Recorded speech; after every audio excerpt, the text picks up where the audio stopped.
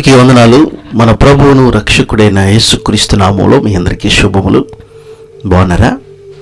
LFC ఛానల్ను ఆదరిస్తూ మేము పెట్టే ప్రతి అంశాన్ని నిశితంగా పరిశీలన చేస్తూ వింటున్నందుకు మీ అందరికీ ప్రభువైన యేసుక్రీస్తు పేరిట వందనాలు తెలియజేస్తున్నాం. ఈరోజు ప్రపంచవ్యాప్తంగా జరుపుకునే క్రైస్తవులకు అత్యున్నతమైన పండుగ గుడ్ ఫ్రైడే. గుడ్ ఫ్రైడే అనే పేరులోనే శుభ శుక్రవారం అనే అర్థాన్ని ఇచ్చేటువంటి మాట తెలుగులో మనకు కనిపిస్తుంది.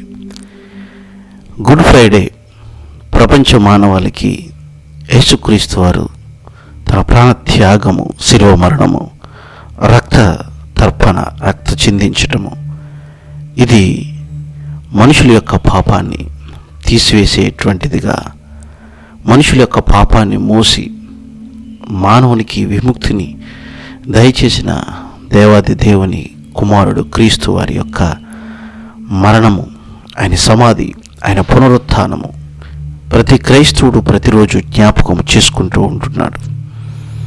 ఆదివారమున అందరూ కూడి ఉండటానికి కారణము క్రీస్తు మరణాన్ని గెలిచిన రోజు కాబట్టి. ప్రియమైన సహోదరి సహోదరులరా, ఈ గుడ్ ఫ్రైడే ఎలా వచ్చింది ఏంటి అంటే, మధ్య యుగంలో క్రీస్తు శకం మనం 1 నుంచి 2021 వరకు మనం లెక్క పెట్టుకుంటే ఇది క్రీస్తు శకము, క్రీస్తు జన్మించిన శకము. ఈ క్రీస్తు శకము దేవుడు మనకి ఇచ్చినటువంటి గొప్ప యుగము. ఈ కాలంలో, మధ్యకాలంలో కొంతమంది క్రైస్తవ సంఘాల వారు ఏం చేశారంటే, యేసుక్రీస్తు వారు చనిపోయిన శుక్రవారం రోజున, అదే రోజున మనం ప్రపంచమంతా మనం ఏం చేద్దాం, ఒక పండగ చేసుకుందాం అని, ఈస్టర్ అంటే ఆదివారం కాబట్టి ఈస్టర్కు ముందు వచ్చిన శుక్రవారాన్ని గుడ్ ఫ్రైడేగా వారు చెప్పడం జరిగింది.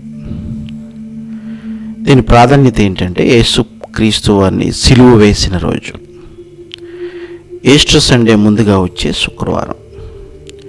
దీనికి ఎలాంటి వేడుకలు లేవు, కానీ ప్రార్థనలు, జాగరణ సేవలు, ఉపవాసము, దానాలు, కొన్ని దేశాల్లో అయితే కుటుంబ సమావేశాలు ఇలాంటివి జరుపుకుంటూ ఉంటారు యావత్ క్రైస్తవ లోకము. క్రీస్తు సువార్తల ఆధారంగా, మత్తయి, మార్కు, లూకా, యోహాను సువార్తల ఆధారంగా క్రీస్తుని సిలువ వేయటం ఖచ్చితంగా శుక్రవారమే జరిగింది. ఇందులో ఎటువంటి సందేహం లేదు.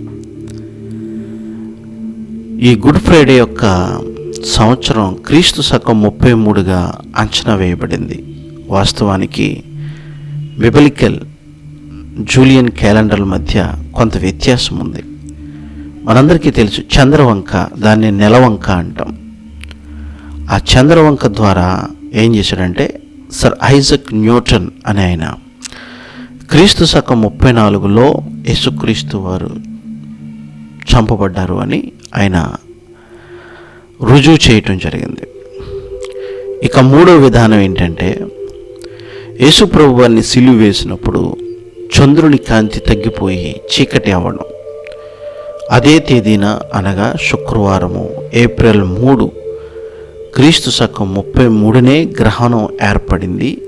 ఇది ఖచ్చితమైన డేటు. ఏప్రిల్ 3 శుక్రవారం, క్రీస్తు శకం 33న శుక్రవారం రోజున గ్రహణం ఏర్పడింది అని the moon of blood by apostle Peter యొక్క అనేటువంటి ఒక సిద్ధాంతాన్ని చెప్పడం జరిగింది. అంటే ఇప్పుడు ఖచ్చితంగా ఖగోళపరమైన విధానాల్లోనేంటి, బైబిల్ పరంగా ఆధారాలేంటి, ఇవన్నీ ఖచ్చితంగా మనకి వారు చనిపోయింది ఏప్రిల్ మాసంలోనే మనకు అర్థమైంది. అయితే ప్రతి సంవత్సరము ఏప్రిల్ 3లోనే లేదా ఏప్రిల్ 2లోనే చేసుకోవడానికి శుక్రవారం రాదు కదా. ఒక సంవత్సరం శుక్రవారం వచ్చిందంటే వచ్చే సంవత్సరం శనివారం వస్తుంది. కాబట్టి వీటిని పక్కన పెట్టి ఆదివారము ఈస్టర్ వచ్చేలాగా దానికి ముందు శుక్రవారము గుడ్ ఫ్రైడే వచ్చేలాగా ఏదో మనందరము ఒక సాంప్రదాయబద్ధంగా దీన్ని జరుపుకుందాము అని లేఖన ఆధారం లేనటువంటి విధంగా వీరు ఈ గుడ్ ఫ్రైడేని ఏర్పాటు చేయటం జరిగింది.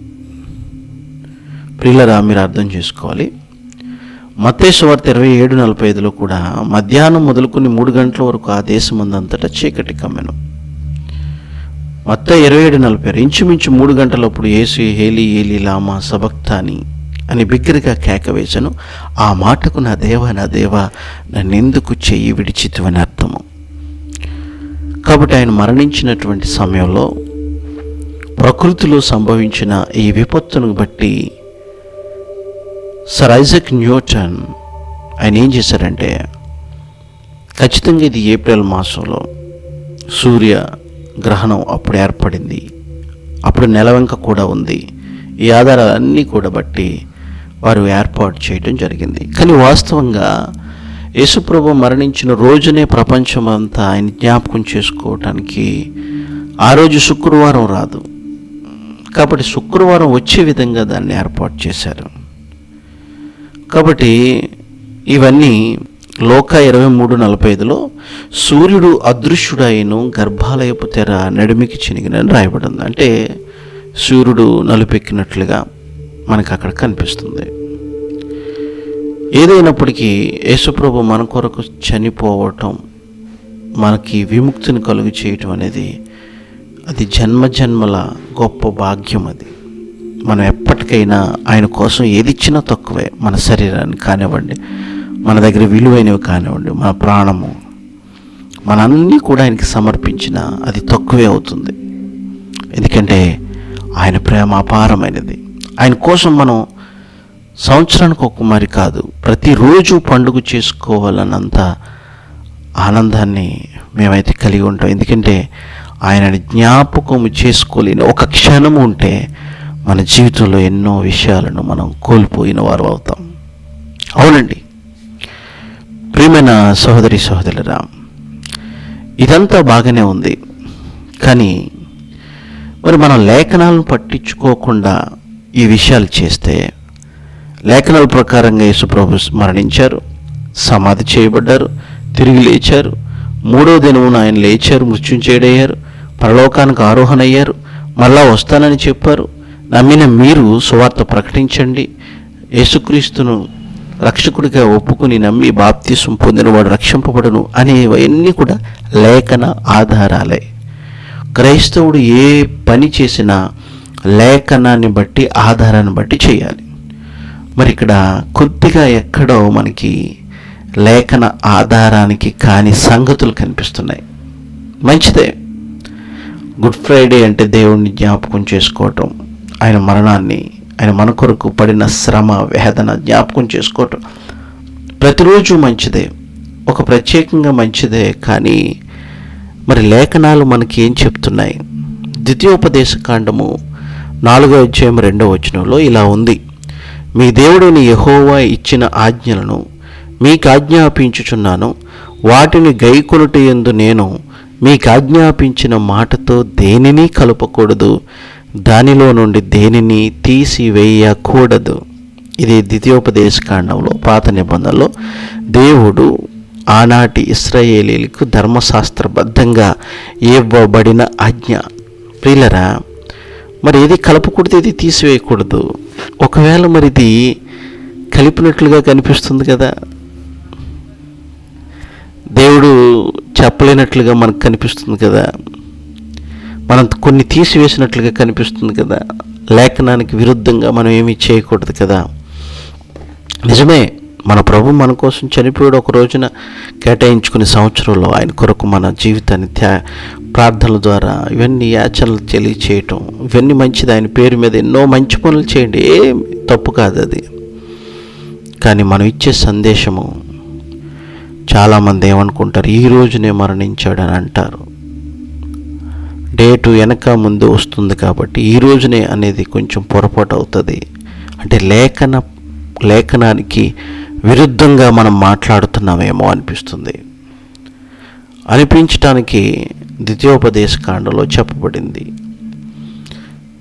మీరు ఏం చేయాలంటే ద్వితీయోపదేశకాండం 12:32లో, నేను మీకు ఆజ్ఞాపించుచున్న ప్రతి మాటను అనుసరించి చేయవలను, దానిని నీవు ఏమీ కలపకూడదు, దానిలో నుండి ఏమీ తీసివేయకూడదు. బీ కేర్ఫుల్ అన్నట్లుగా ఉంది కదా. మరి కలిపి చెరిపిడి వారు అనేకులు వస్తారు అని దేవుడు తన లేఖనాల్లో తెలియచేశాడు, పత్రికల్లో. ఒకవేళ మనం అలా చేసినట్లయితే మనము దేవుని ఆజ్ఞను మీరిన వారం అవుతాము. ఆయన చేయొద్దన్న పనిని, ఒక అబద్ధాన్ని ప్రపంచానికి చెప్పిన వారం అవుతాం. కాబట్టి ఇదే రోజున అనేది పొరపాటు. కొంతమందికి తెలుసు, కానీ చాలామందికి ఈ విషయం తెలియదు. మా ప్రభు ఈరోజే మా కొరకు మరణించాడు అని అంటారు, కానీ అది ఆ రోజేనా? కాదు కదా. కొంచెం వెనక ముందు కొన్ని రోజులు తేడా వస్తున్నాయి కదా. ప్రియులారా, ఆలోచించండి. ఇది యేసుక్రీస్తు వారు మన కొరకు వచ్చింది పాపములు తీసివేయటకే, ఆయన ప్రత్యక్షమయ్యారని మనకు తెలుసు కదా. ఆయనలో పాపం ఏమీ లేదు, 1 యోహాను 3:5లో చెప్పబడింది. మనము దేవుని యొక్క మహాశక్తిని ఆధారము చేసుకుని మనకివ్వబడిన వాక్యముతో ప్రతి అడుగు వేయాలని 119వ కీర్తన 105వ వచనం చెప్పబడింది. నీ వాక్యము నా పాదములకు దీపము. మనం మాట్లాడేది వెలుగు సంబంధులు మాటలు, అబద్ధాన్ని కాదు. అబద్ధము చీకటికి సంబంధించిన మాట. మీరు అర్థం చేసుకోండి ప్రియులరా. ఆ రోజు కూర్చోండి, ఆరాధన చేసుకోండి చర్చిలో. మేమేమి కాదని, ప్రతిరోజు కూర్చోండి, అది మంచిది. మేము మాకు అవకాశం ఉన్నప్పుడల్లా జనం అందరూ వస్తారంటే ప్రతిరోజు కూర్చుని దేవుణ్ణి ఆరాధించుకోవటం తప్పేమి కదా, అది మహాభాగ్యం. అది దినదినం ఆయన సన్నిధిలో ఉండి ఆయన స్తుతించటం మంచిదే. కానీ ఎక్కడో చిన్న అబద్ధం ప్రపంచానికి వెళ్తుంది, అది ఒక క్రైస్తవుడి ద్వారా వెళ్తుంది, అది దేవుడు క్షమించేది కాదు అనేది మా ఉద్దేశము. మీరు లేఖనాలు గమనించాలని మీకు మనవి చేస్తున్నాను. చివరిగా ప్రకటన గ్రంథం 22:19 అంటున్నాడు, ఎవడైనను క్షమించండి 22:18, ఈ గ్రంథమందున్న ప్రవచన వాక్యములు విను ప్రతివానికి నేను సాక్ష్యం ఇచ్చినది ఏమనగా, ఎవడైనను వీటితో మరేదైనాను కలిపిన యెడల ఈ గ్రంథంలో రాయబడిన తెగుళ్ళు దేవుడు వానికి కలుగు చేయను. చూసారా, దేవుడు తెగులు దాకా వెళ్ళిపోతున్నాడంటే కలపటం వల్ల ఉన్న ప్రమాదము, కలపటం వల్ల ఉన్న భయంకరమైన పరిస్థితి దేవునికి నచ్చింది కాదు. మనం ఒప్పుకున్నాం, యేసుక్రీస్తు మన కొరకు మరణించాడు, సమాధి చేయబడ్డాడు, తిరిగి లేచాడని ఒప్పుకున్నాం. ఇంతకు మించిన భాగ్యం ఏమీ లేదు. ప్రియమైన క్రైస్తవ లోకమా, నేడో రేపో ఈరోజు ఎప్పుడు ప్రభు వస్తాడో మనకు తెలియదు.